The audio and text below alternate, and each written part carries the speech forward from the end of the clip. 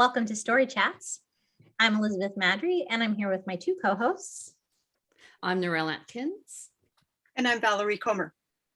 Today we are talking to Valerie Comer about her recent release, Choose Me for Always Cowboy. And I had to double check. I'm like, wait, which one is it? But that's the one. Choose Me for Always Cowboy. And so Valerie does not know what we're going to be asking her, but hopefully she knows enough from having participated in these that we start off by saying, Valerie, tell us about your book. I did suspect that might be happening. And Cooney is like, I think I'm going to bail now. And because I'm on the hot seat, I'm going to let her, well, it can be a controlled exit. There you go. Because her claws are starting to just like, I think I'm done if you're going to talk this much. So Choose Me for Always Cowboy is the fifth book in the Kavanaugh Cowboys romance series. And Noah has been in all of them, and he was actually in a couple of the previous Cowboy series as well. He is an itinerant farrier, which means he's a blacksmith that goes from ranch to ranch, shoeing horses, taking care of hooves. So he's got a circuit around Western Montana. And he's what his brothers call a rescuer. He just can't stand if there's any animal or any person in distress. He has to do what he can to make things better for them. So when he comes across a car stuck in a snowbank in a freak spring snowstorm, he of course has to stop and help. But we all would, wouldn't we? I mean, I'd like to think we would. But what he's not prepared for is to meet a young lady who has a wedding dress in the back seat because she just drove right past the wedding venue and ran away. So now they're stuck in a blizzard in Western Montana together for the first third of the book. And that makes life very interesting for both of them and for all of us. So the idea here is that she has found out things about her fiance and about her dad, and she's just really looking for somebody who is going to choose her for always, not just for when it's convenient or for a short period of time for their own good, but somebody who loves her. So. Very good. Maybe a few little spoilers in there, but that's okay. We often have spoilers in these episodes. That's right. If you want spoilers, read the book, come back, listen later. Narelle, do you want to jump in with your first question? I will. So I'm going to have to read because I've forgotten what my question is. I'm having a good morning today.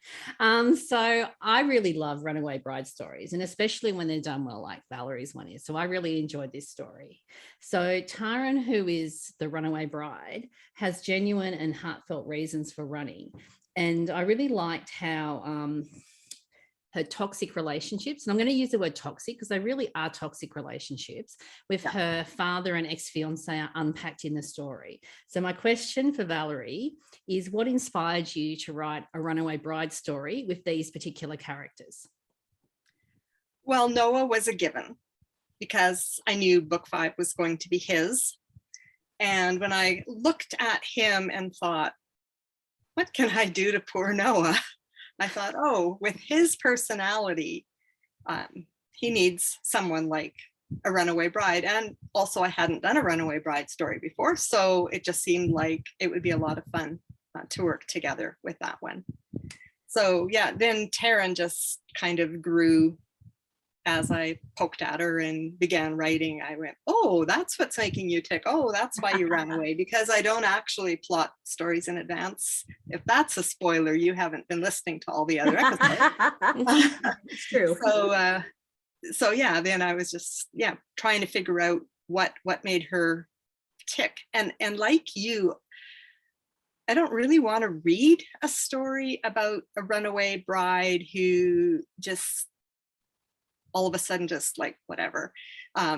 She needs real reasons, because otherwise she should have ran away a few weeks ago, not the day of. Yeah.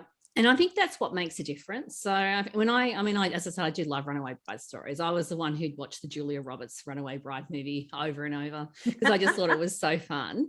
But when you look at a movie, you don't need to have that depth of characterization. But in a book, I am a lot fussier, and I'm looking at the characters thinking, well, is it plausible that she could have cancelled this wedding earlier? Why is she feeling trapped, or what's really going on with it? And sometimes the stories leave me lacking. I'm like, oh, I'm not really sure about that one. But yours, you had me there from the beginning, and it had stranded together in it. So the stranded trope is one of my favorites too. So Stranded snowstorm, is so stranded. Yeah, so that was all good for me. Excellent. All right. So I do, we did a whole episode on Runaway Brides, and so everybody knows that I don't love them. And I believe that at that time I said, ooh, I'm going to be writing one next. So here we go. This is next. I prefer a jilted bride. So I guess I like runaway grooms who you just vilify and push off the page. You don't have to try and like them. But yeah, it was, you gave her reasons. So you did do that.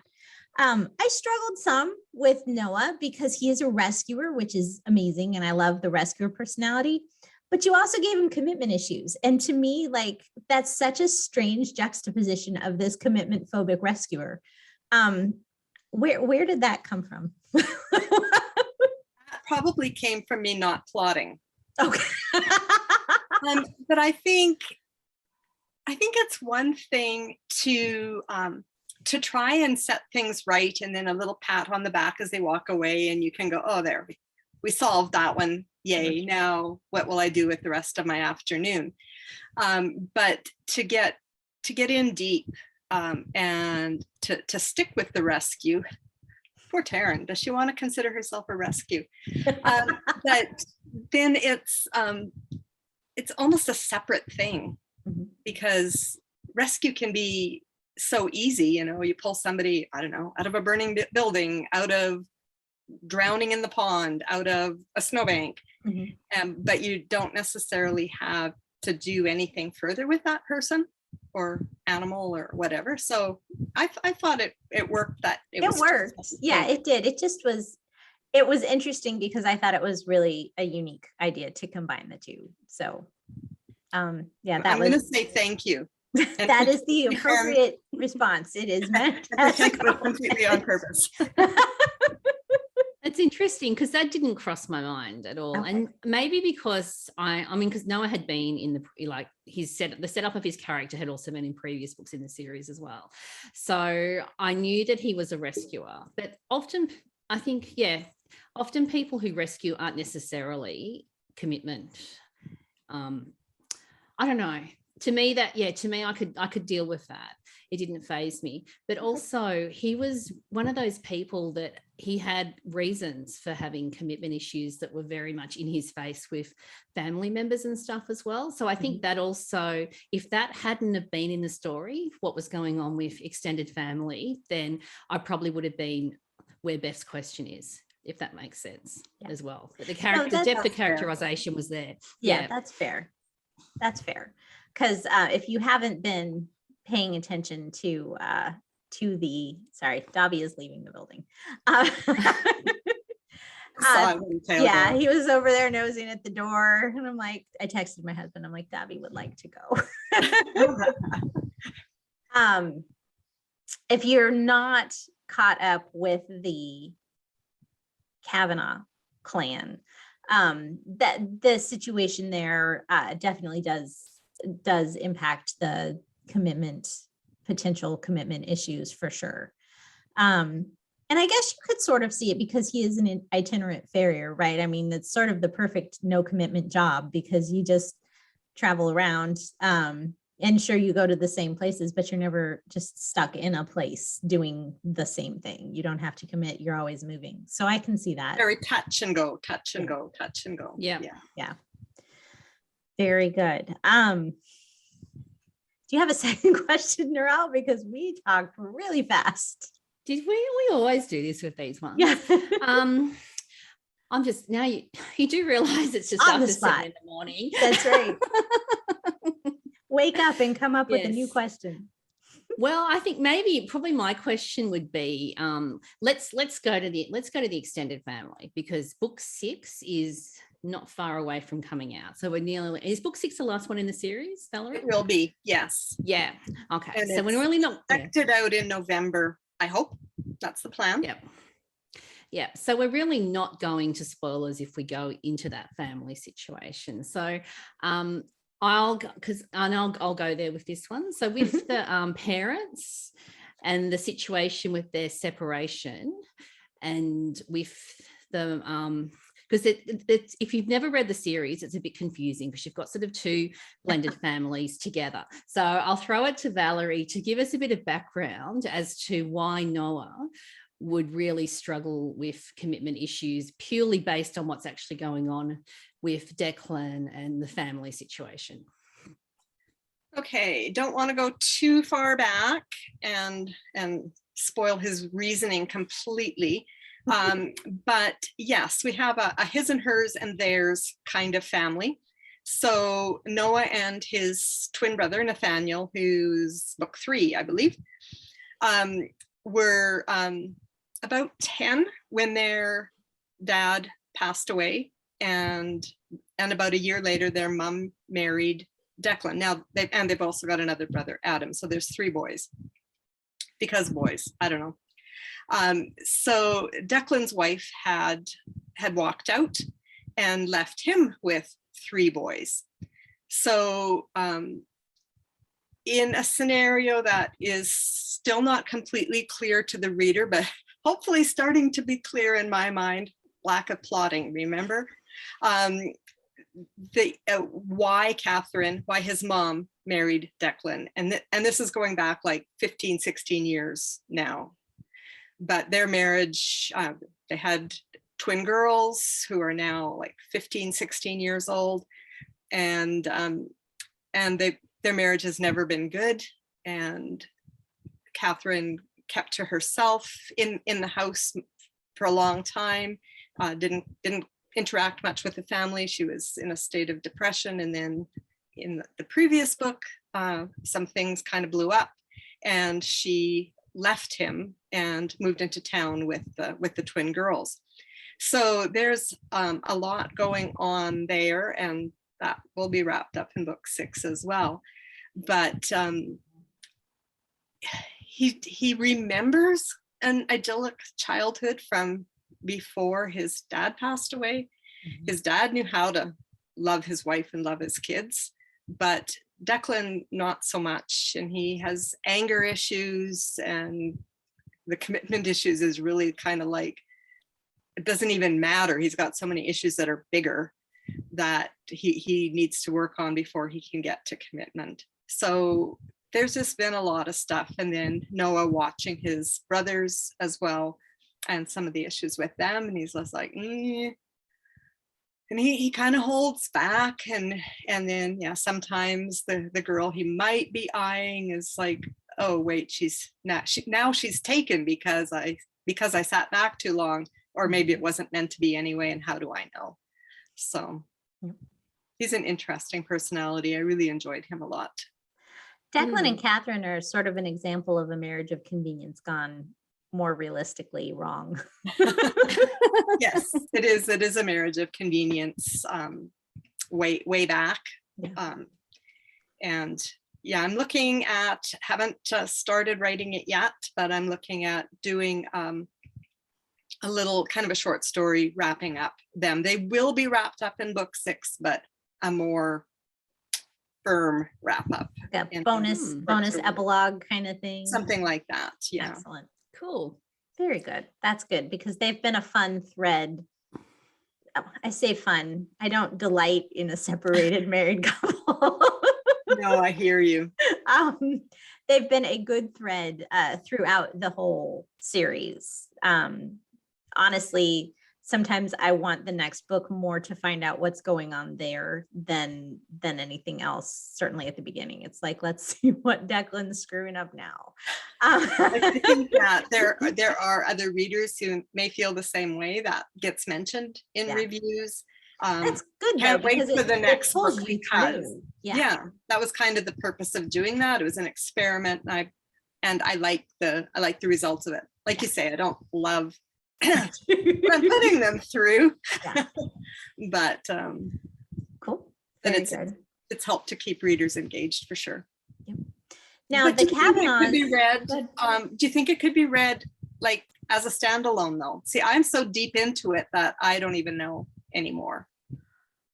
You probably could, because Noah and Taryn's story stands fine on its own, but it's one of those standalones that I think will leave you irritated / intrigued enough that you're going to want to go read the rest of them from the beginning in order, like normal people do, not piecemeal in strange orders, like people like Narelle do. Well, I will jump in here. I absolutely agree with you, and it's not just the Kavanaugh series. There is a wedding in this book, and it's as opposed to the Runaway Bride. I'm not going to go into whose wedding or how, but this is multiple series characters that are actually in this book as well, who I remember that person. Oh yeah, that's from such and such a book. So I would probably recommend reading Valerie's books in chronological release date order. Purely for this book, because you will look at this book and go, that's right, I remember that person from Urban Farm Fresh, blah, blah, blah, et cetera as well. So I do have another question. Are the twin girls going to end up in a story at some stage down the track? The potential is definitely there. I am kind of noodling on a series for them and their half-sister down the road, but that'll be couple years probably. They got to grow up. They do definitely need to grow up. My goodness. So right now they're still just in there pushing everybody's buttons as best they can, and so they've been fun comic relief to write as well, because they just, I don't know, they have no filter. They have and zero. All the boys have some respect for their father, for Declan, and the girls are just like, no.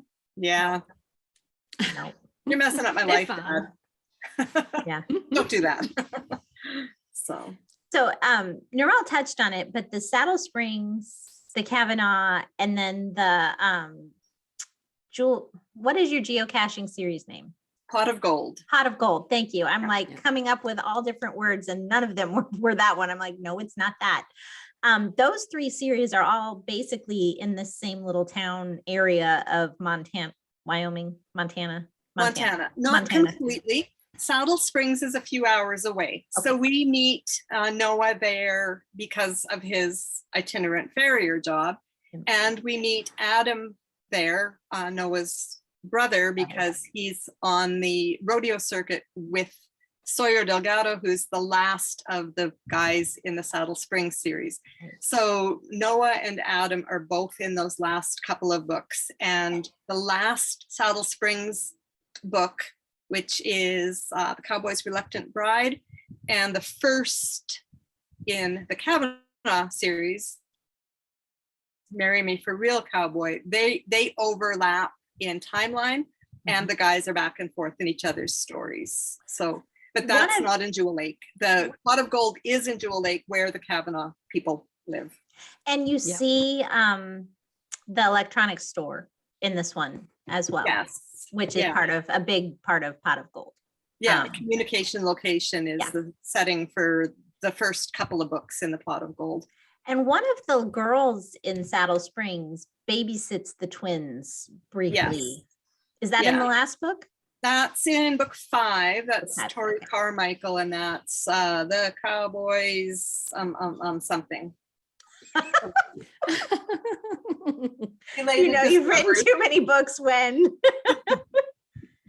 Which one is it? Belated Discovery. Okay. Yes. So the twins are in that one too. Yeah. I will say, if you read that one and are so completely turned off by the twins, they are better than they were in that one, because they're a little older. And they're about 3 years older by now, so they're getting there. They were terrible in that one. I was like, I remember reading that. And Valerie's like, I want to introduce the next ranch. And I'm like, not with those two in it. Please don't. Please don't do that. It just was reminiscent to me of Parent Trap. Yes. If you ever watched that movie as a kid, yeah. Yeah. You've got these twins, and Alexia and Emma are raised in the same household. It's not like they discover their twinship the way the Parent Trap kids did, but some of the pranks and stuff, I'm just like, yes. yeah, they'd have been friends, and boy, so help the whole world around them if they had been. Yeah. Yep. Very good. Cool. So yeah, I would encourage you to read get the whole picture of the town. It's fun. I like having read them all because I know, like, I can picture it in my brain where they are from other things too. I like having that well-rounded picture. It was fun setting them in the same town. And so you've got the Pot of Golds, which are distinctly not cowboy stories at all. Yes. There's an occasional cowboy wanders through, but that's not there. I mean, there's cowboys around there, right? But it's not that type of story at all. And yet, yeah, having some link back and forth was fun to do. Keeping the timeline straight was entertaining because the Pot of Golds there's 4 books and they're one each summer. So keeping track of where we are in Kavanaugh Cowboy time versus Pot of Gold time. Yeah, you don't even want to see my spreadsheets. They're bad. But you have spreadsheets, which is good. I have spreadsheets. So yes, that's good. So we read the geocaching books, Pot of Gold books first, wouldn't we, before the Cowboys? Or is it simultaneously with the Kavanaughs? They're kind of. I always get mixed up. They're kind of simultaneous. Yeah, because some of them are friends at different stages in their relationships and stuff. Okay. Yeah. Somewhere I've got it written. I think maybe on my website I've got the chronological order of those. Because they really do. They weave in. But you can. But they're separate too. Yeah, you can just read the Pot of Gold books and then keep on with the Kavanaugh books and not be lost. I believe that you absolutely could do that. Yeah, because while there's an occasional mention, they really aren't like twined in. No, they're related. They go to the same church, same world. Yeah. Some of the characters, they go to the same stores and they hang out at some of the same places, but they're also fairly separate. Yeah, I would agree. Yeah, and they're all in Kindle Unlimited, so you can just have this lovely long. Is it 16? It'll be 16 books. How many Pot of Gold are there? Is it 4? There's 4 Pot of Gold. Yeah. So you can have 16 books and just have a lovely binge and follow Valerie's post on her website to know which way to read them. Chronologically, if that's important to you. But they're also mixed in with my other series too, because Daphne Santoro's in there, bringing in the urban farm fresh. So So it's just like once you get sucked into my worlds, I hope you want to just stay because I did. Yeah. It's hard to say goodbye. So I'm like, oh, you can come over here. Let's hang out a little longer. And which book is Daphne in again in Urban Farm Fresh? Because I'm the reader who's perpetually confused unless I have it all written down because I get amnesia or things blur. And if I haven't read it recently, I'm like, oh, I know her. So what number book was she in? All of them. Yeah. She was Daphne started out in my Miss Snowflake pageant books. Mm-hmm. She is in Other Than a Halo. She runs away from home. She's 16, pregnant, not wanting to have the abortion that her boyfriend wants her to have. Runs away, winds up on her cousin's doorstep, and her cousin is the hero of Other Than Halo. Mm-hmm. So we get introduced to her there, and then she starts coming in about book 4 in the Urbans, and so she's not in all of them. But she's one of the cousins and she's kind of around town. And then book 11 is her sister's story. So she's in that one a little bit more again. And that's Joys of Juniper. Yep. So, so she's bopped in and out because seeing her little boy grow up, to a 6-year-old. Yep. Over those And then books. she was sort of important in how, is it Brittany who's in A Wide and Pleasant Place? What's Brittany? That's sort of spinning Brittany off into A Wide and Pleasant Place. So, which is another non-cowboy. Don't be sorry. I think it's fantastic. It's a non-cowboy series, which I am really enjoying. It's back in, if you read the original Farm Fresh series, back in Galena Landing, which is cool because then you get to see all of your Green Acres friends back again. So I think I sometimes feel like I'm kind of in a tornado. It just kind of scoops things up as it keeps sucking all the people down into current world. Yeah, it's good. But that's read them and then get attached to all the characters and go find their books in all the other various series. Yes. So can we expect any more cowboy books, or are you focusing more on going back more towards there will be another cowboy series after this one, and then potentially the 3 girls down the road. So there's new cowboys in the same Jewel Lake area. In the Jewel Lake area, we've talked a couple of times here and there about Sweet River Ranch, and that's going to come more into play in book 6. And cool. And Stephanie Simpson, who was a poor character who part of a love triangle in the Pot of Golds, will get her happily ever after in the Sweet Rivers. So when I sit here and just like talk to you guys, and I'm like, it really is convoluted. I'm sorry. No, it's but I just keep reusing the characters that I hated to get rid of, but that's give them their own stories later. Yeah. I really like reuniting with characters, even characters I didn't like. I still like seeing them as well. It's just nice to sort of have that connection with previous and remembering why you like the previous stories as well. Oh, that's right. I remember this happened and that happened. And so as a reader, I find that really fun. So I really love those connections. Stephanie was such a nice person. She was just so sweet that I hated what I was doing to her, but she wasn't the right person for the story. No. But it's easier to get rid of a character if they're being obnoxious and you're just like, well, nobody loves that person anyways. But when she's just like continuously nice, you're like, ooh, I'm sorry. Yep. So I promised her she'd have her own happily ever after, and that will be coming up sometime in 2023. I haven't really sat down with my spreadsheet on my writing schedule lately, but I think probably summer, if I remember right. Cool. Excellent. That series. All right. Remind everyone where your website is, where they find you in your books. You can find me at valeriecomer.com, and everything's there. There's a books page that has the series laid out in order. There's newsletter sign up and links to all the other things as well. And I have a great group on Facebook. Do you think that your bonus epilogue story of Declan and Catherine will be a newsletter bonus? I absolutely plan for it to be, yes. So sign up while you're there so you don't miss it. Because I know you did that for Saddle Springs. You did a really fun epilogue for that. Yep. So that's kind of what we're doing for this, for the Cowboy books, is just we'll do a bonus epilogue, and excellent. Should be fun. Excellent.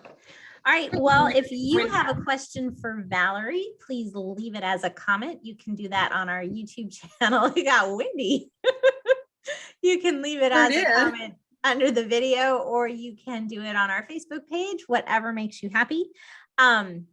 Thank you for joining us. It's Story Chats. We look forward to seeing you again next week. If you are watching on YouTube, don't forget to subscribe and hit the notification bell. And in the meantime, we'll see you next week, which I just said. Don't forget to fall in love with a good book. Bye, everybody. Bye. Bye, everyone.